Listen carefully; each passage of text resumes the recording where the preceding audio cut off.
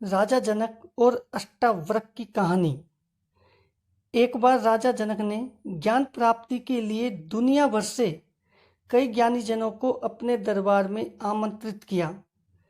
इन सभी ज्ञानी जनों में से एक अष्टावक्र भी थे। वे 8 जगहों से टेढ़े मेढ़े थे।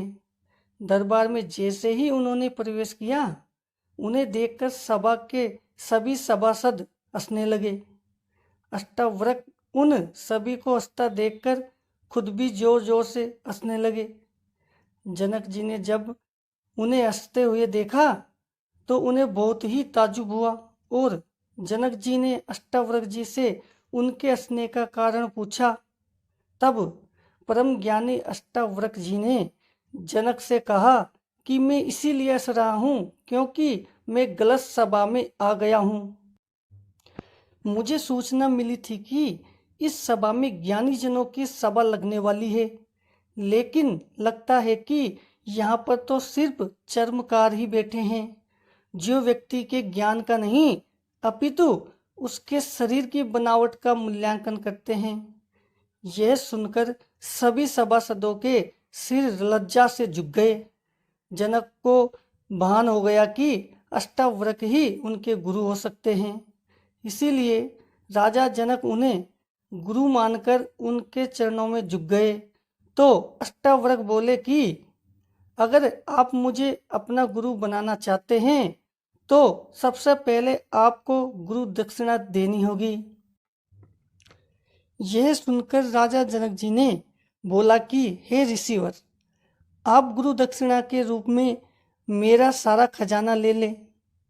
यह सुनकर अष्टावक्र हंसे और बोले कि राजन, राजकोष तो प्रजा का है, आपका नहीं, उसमें कोई अधिकार नहीं है। राजा जनक ने कुछ देर सोचा, फिर उन्होंने बोला, तो फिर आप मेरा राज्य ले लीजिए। यह सुनकर अष्टावक्र बोले, नहीं राजन, राज तो अनिश्चय है और अनिश्चय पर किसी का अधिकार नहीं। राजा जनक बोले, मैं अपना शरीर आपके सम्मुख समर्पित करता हूँ। अष्टावक्र बोले, शरीर तो मन के अधीन है राजन, भला मैं उसे लेकर क्या करूँगा। राजा जनक ने कहा, तो आप मेरा मन ही ले लीजिए। अष्टावक्र ने यह सुना तो वह खुश हुए और उन्होंने राजा जनक से संकल्प करवाकर राजा जनक का मन ले लिया और कहा, अब तुम्हारे मन की समस्त गतिविधियों पर मेरा अधिकार है। इसे मुझे समर्पित करके अब तुम्हें वही कार्य करना होगा जो मैं कहूँगा।